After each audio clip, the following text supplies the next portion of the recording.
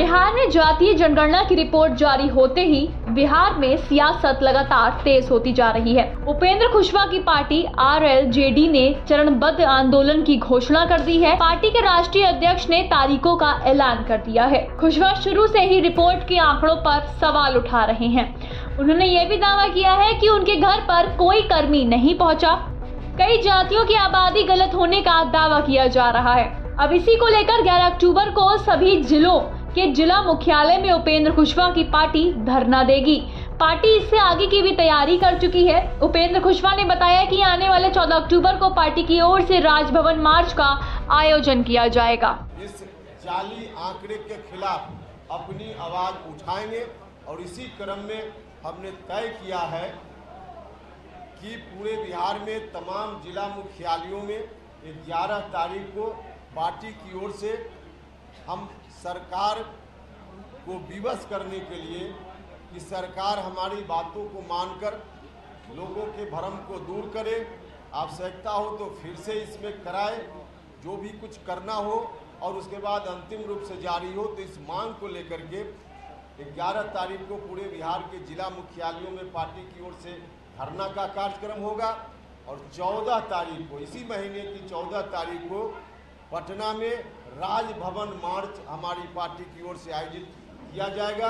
गांधी मैदान से शुरू करके हम महामहिम राज्यपाल जी को ज्ञापन देंगे। तो यह फिलहाल हमारा कार्यक्रम है। पूर्व केंद्रीय मंत्री नीतीश कुमार के छोटे भाई के तौर पर पार्टी में काम कर चुके उपेंद्र कुशवाहा ने कहा कि सरकार ने आनन फानन में जातीय गणना के आंकड़ों को जारी कर दिया ताकि ये शान से कह सकें कि बिहार ये काम करने वाला पहला राज्य है।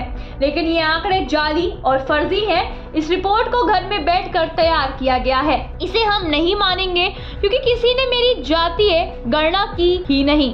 उन्होंने पूछा कि जब मुझसे किसी ने पूछा ही नहीं तो जनता दल यू ने मेरा डेटा कैसे बना दिया। इससे जाहिर होता है कि बड़े पैमाने पर गड़बड़ी की गई है।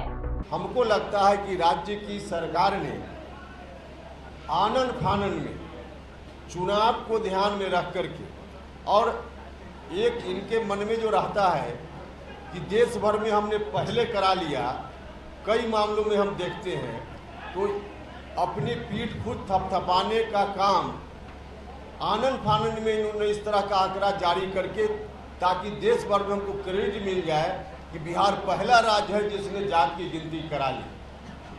तो ध्यान सीधे चुनाव है, राजनीतिक लाभ है, कहीं से जनता का लाभ इनके इस काम में बिल्कुल नहीं है। इसलिए इस तरह का आंकड़ा जारी हुआ है।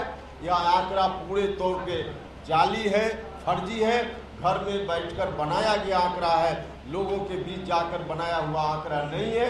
इसलिए यह आंकड़ा सही नहीं है। आंकड़े जारी होने के बाद से बीजेपी और लोजपा भी बराबर से सवाल उठा रही है।